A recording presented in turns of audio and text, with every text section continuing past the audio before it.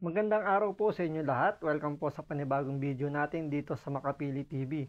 Ngayon, pag-usapan lang po natin itong mga umuwing OFW natin galing Israel. Sila yung mga nakadanas ng gera sa Israel at ng Hamas. So, ngayon, pag uwi nila rito sa Pilipinas, kasamang palad, nakakawan pa sila. So, kawawang-kawawa naman itong mga kababayan natin dahil mag-experience sila yung gera dun sa Israel. Pagdating dito, nagera pa yung kanilang mga bagahe. So, panoorin po natin to. Pero bago natin simulan, baka pwede naman magpalambing sa inyo. Kung di pa kayo nakasubscribe, mag-subscribe muna kayo at pakipindot na rin yung like button. So, panoorin natin itong mga nangyaring nakawan sa airport na naman dito sa Pilipinas. Nakaligtas nga sa gera pero tinanakawan naman ang ilang Pinoy mula sa Israel na nagbalik bansa. Sira ang ilan nilang bagahe. Ang ilang gamit naman nawawala. Grabe. Nakatuto. Si Sandra Aguinaldo. Matapos ang tensyong naranasan nila sa Israel, mainit na sinalubong ang mga Pilipinong balik bansa ng mga kinatawan ng iba't ibang ahensya ng gobyerno. Sinikap silang pangitiin ang mga tulong pinansyal at pangkabuhayan. Ayos na sana, pero nang kunin ng ilan sa kanila ang kanilang bagahe, tsaka nila na lamang may ilang bagay na nawawala. Wala akong sapatos, wala na dito. Wala ano. Wala po yung bagahe ko. Yung isang malaki. Yung po yung aking mga gamit na ito yung short sa branded at saka yung chocolate na anong piraso. Ang jolog sa Pilipinas, no? Nakakahiya. Sapatos luma na yun. Tapos, pati chocolate, ano ba yan? Isipin. Siyempre, yung sapatos, kahit sabihin mo luma na yun, original yung galing ibang bansa. Pwede pa maibenta yun, mabilis sa 1,000. Tapos yung mga tsokolate, alam nyo naman ang tsokolate rito sa Pilipinas, yung mga imported, can't afford yan, bilhin ng mga mahihirap nating kababayan. Lalo na siguro itong ayoko sana isipin na mga kababayan din natin na dito sa airport yung tumitira ng mga tsokolate ng mga OFW. So, dahil nga bihira siguro sila makakita ng ganyan, pinag-iinteresan. Ito mga to, galing doon sa digmaan. Siyempre, kahit papaano, wala masyadong nauwian, di naman sila prepared, di ba? Tapos, kung ano pa yung nauwi nila, pipitikin. Ano ba naman yan? Talagang pinaklas sila. Bawas ako. Ang mga Pinoy ay galing sa Tel Aviv, Israel, nag-stop over sa Abu Dhabi, tsaka bumiyahing pa Manila. O, galing Israel, nag-stop over sa Abu Dhabi. O, stop over, so possible, doon din mawala. Pero imposible, alam nyo kasi, hindi naman sa nangaano ha, pero sa mga Middle East country, mahirap magnakaw dyan. Hindi, walang biro ho. Grabe ho ang Abu Dhabi, hindi naman po yan yung baryotic na lugar eh. Ang ganda-ganda ng Abu Dhabi. Ibig sabihin, para makapagnakaw ka dyan, ako, effort mo dyan. Kaya ako naniniwala ako dito nadali yan eh. Tinulungan naman ng Tsaka takot na takot ng mga Pilipino gumawa ng hindi maganda dyan sa mga Arab country na yan. Alam nila dyan na kapag nagnakaw ka dyan, baka putulin yung kamay nila.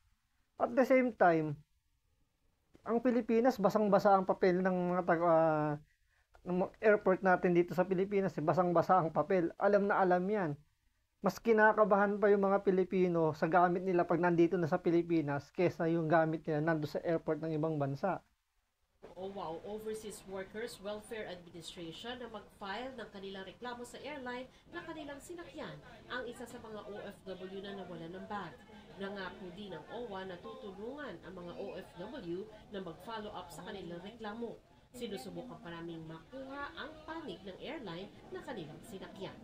Para sa GMA Integrated News, Sandra Aguinaldo, Nakatutok, 24. Kasi sa totoo lang, hindi naman yung airline na may kasalanan dyan. I don't think so, yung airline. Kasi wala namang pipitik sa loob ng eroplano yan. Siyempre, pagbaba niyan, yung kung sino man yung mag-unload niyan, maglilipat.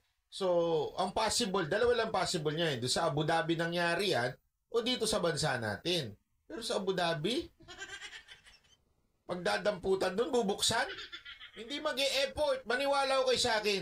Kasi pag nasa ibang bansa ka, lalong na trabahante ka, takot ka na gumawa ng kasalanan kasi kaya ka nga nandun para magtrabaho, di ba? Isang kasalanan mo, deport ka. At pag nakulong ka dyan sa Abu Dhabi, naku po. Di ba? Kaya malamang. Sorry, ako, pasensya na sa mga kababayan nating nagtatrabaho sa airport.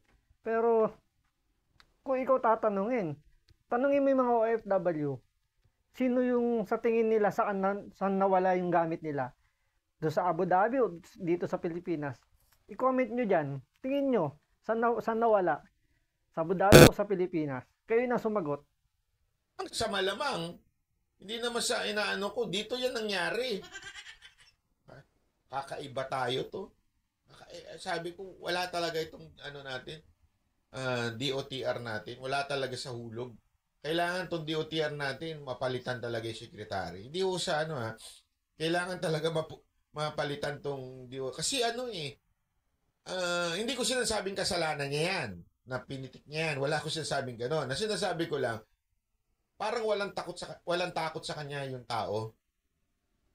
Parang yung mga tauhan niya, walang takot sa general manager na Mia. At yung general manager naman na Mia, walang takot sa DOTR. Di ba? Parang parang, hindi, okay lang to, kaya natin to. Wala mangyayari sa atin, Parang normal na lang yan. Maiintindihan nila yan. Sasabihin na lang naman yan. Hindi namin tinotolerate yan. Iimbestigahan namin. Tatanggalin yung dapat tanggalin. Pero, masisisi nyo ba? Tingnan nyo yung mga nangyayari. Di ba, yung nakaraan nga, yung nabalita, yung Thailander na ninakawan. Tapos, yung sinabing sinubo yung pera, nilunok. Tapos, may isa namang isang OTS na alam mo yung package na nilagay, tinapon, yung tinago. Diba? Kaya masisisi nyo ba yung mga Pilipino na ang isipin na wala yan dito sa airport ng Pilipinas? Basang-basa ang papel ng mga airport. Sirang-sira rin ng DOTR natin ngayon dahil nga parang ito yung magpapapress ko ng ganyang may insidente. Pangiti-ngiti lang. Parang ayos lang yun. Hindi, yan, tama. Sabi nila, hindi uso sa Middle East yan. Sigurado yan, Manila yan. Middle East, pipitik ka ng gamit. Seryoso ka ba? Pag nahuli ka doon, good luck sa'yo. Diba? Tsaka, punong-puno doon ng bawat kilos mo. Tsaka may mga camera doon. Yung DOTR, lagi nakasmile, Parang lagi hindi naman. Hindi kasi ako pag ako nakainom, lagi ako nakasmile.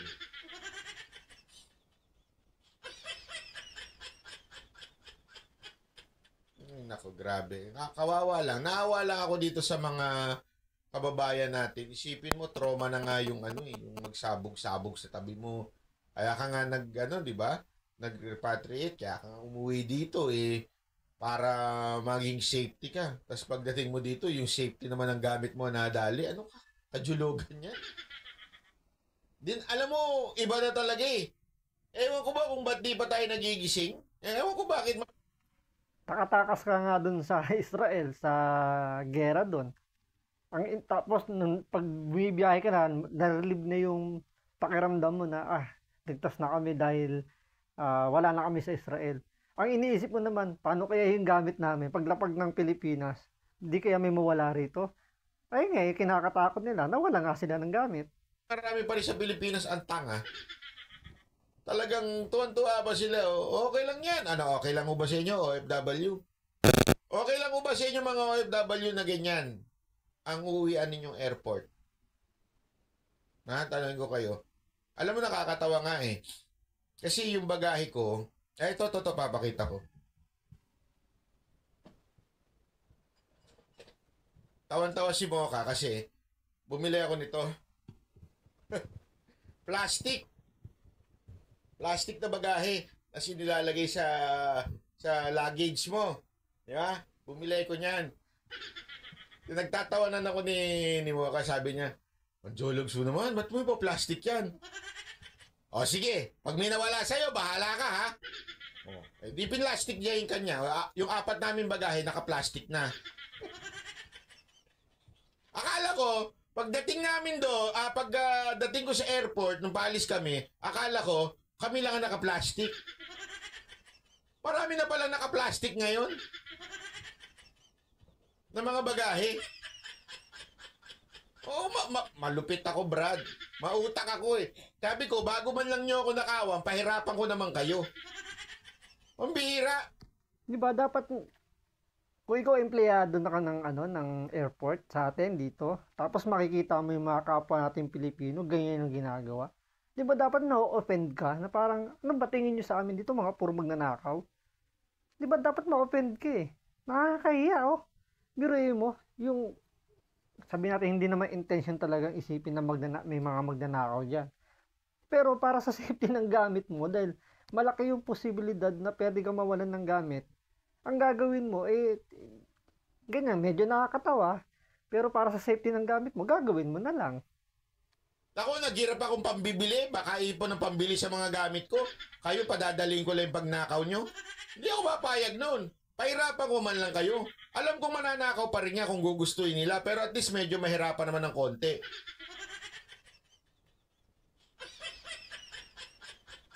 Doon ka nga magtataka eh. Ha? Doon ka magtataka kasi akala ko ako lang. Yung pala dami ng naka-plastic ngayon. Siguro tawan-tawa yung yung pagdating ng airport ng Japan. Tawan-tawa siguro sila yung mga Hapon doon. Ba't kaya naka-plastic to? Ano ito, notebook? Siguro kasi alam mo doon, walang biro talagang doon eh. Grabe yung honest na mga tao doon, nakakairita. Nakakairita talaga yung pagiging honest nila. Sobrang honest nila, mag-iwan ka ng gamit. Sige, siguraduhin ko sa hindi mo mawawala yan, wag lang dadaan ng isang Pilipino. De, joke lang ha. Yun yung joke doon eh. Joke yan ng mga doon eh. Ng mga tao doon. Sabi nila, kahit iwan mo lang yan. Alam mo kung paano sila mag-reserve. Kasi nga, ang mga store doon sa Japan, maliliit lang yung mga coffee nila. So, ang ginagawa nila, to reserve the seats, usually mag-isa lang sila eh. Ewan ko ba bakit gano'n? Lagi silang, hindi uso sa kanila yung magbabarkada na laging nagpupunta, tumatambay na Starbucks. Hindi uso sa kanila yun eh. sa kanila, mga pupunta ng mga coffee shops, mga nagtatrabaho, mga nagko-computer, mga gagawin nila, ipapatong lang nila yung gamit nila, tapos o-order para makareserve na sila. Kasi, pag wala kang upuan, kailangan mo sabihin na take out, di ba? Yung iinumin mo. Kasi nga wala kang upuan. Pero pag may upuan ka, tatanungin ka nila kung may upuan ka na, para doon na yung So, iiwan lang nila. Uiwan nila yung laptop nila. Kung marunong nila ako mag-Japanese, dami ko na laptop. Gawin mo yan dito sa Pilipinas, wala pang 5 minuto, wala ka ng gamit. Diba? Iba nga, nasolve pa ng kotse, nawawala eh. Diba? Nasolve na nga ng kotse, nahablot pa yung gamit eh. Diba? Diba parang, dito, pinapakita lang ni Banat ba yung pagkakaiba ng Pilipinas at Japan. Sa Japan, doon napapanood ko yung mga vlog na ganyan. Na iniiwan nga lang yung gamit sa mga upuan, pag-order. So yun talagang, alam mo, tiwalang-tiwala sila na hindi mawawala yung gamit. Unlike dito sa Pilipinas, kapag naiwanan mo yung gamit mo, malamang sa malamang, wala na. Pinitik ko na lahat yun. Joke lang po. Iniiwan lang nila. Ganun no. Sa Pilipinas, itry mo yun. Yun nga, nasa bag mo pa, inaagaw eh. Alam nyo ba yung, di ba, hindi ko pala nakikwento sa inyo, si Chloe, napitikan ng cellphone yun eh.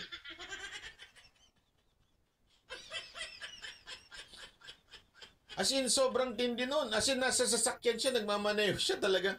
Nakipagtambuno siya doon sa magnanakaw eh. Pinasok talaga yung kamay eh. Yung cellphone niya wala sa gilid, nasa gitna.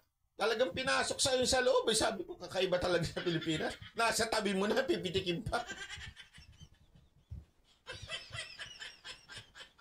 Kaya nga ito, tingnan ninyo ito, ha? Supposedly, safest place sa bansa ang airport. Doon sa airport, ano nawawala? Chocolate. Sana nga kung may ginto eh, alam mo yon, medyo talagang yung temptation matindi. Ginto yan, pipitikin yan. Chocolate, pipitikin. Anong ibig sabihin nun?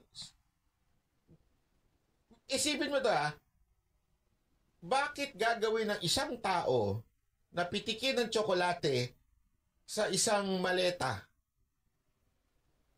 Ako, ang hula ko lang, hula lang naman. Siyempre, kapag yung tsokolate kasi, pwedeng, alam mo naman, hindi naman lahat ng Pilipino ay kumakain ng mga imported na chocolates. Ang kinakain lang, Chocnut, Cloud9. Siyempre, iba pa rin yung mga branded, yung mga imported na chocolate. Kaya yung madalas pinipitik. Tapos yung mga sapatos, siyempre, kahit sabihin mong luma na yan, imported yan, kayang ibenta. Maibibenta at maibibenta. Ang masakit lang talaga, sabi nga ni Banat Bay dito, yung airport dapat yung pinaka-safe na lugar Kaso, hindi nangyayari dito sa Pilipinas. Nasa airport ka na, kinakabahan ka pa dahil yung gamit mo, baka mawala. Dahil ba gutom na gutom siya? Dahil tanungin kita, i-risk mo ba yung trabaho mo na pitikin yung chocolate para lang sa chocolate? Ano yun? The chocolate is worth dying for?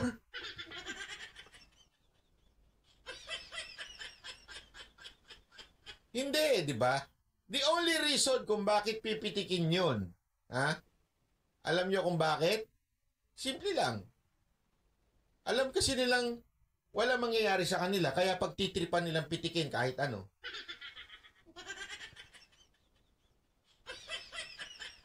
Kasi hindi naman ako naniniwala na gutom sila kaya kukunin nila yung tsokolate. Kasi feeling nila siguro, wala namang ano dito, di naman strict dito, wala naman. Ay okay lang yan, pitikin na natin yan. Ganun lang. Pero syempre, para sa isang OFW, yung makapag-uwi ka kasi malaking bagay sa atin yun Yung makapag-uwi ka, kaya ako nga, candy lang inuwi ko, ganito lang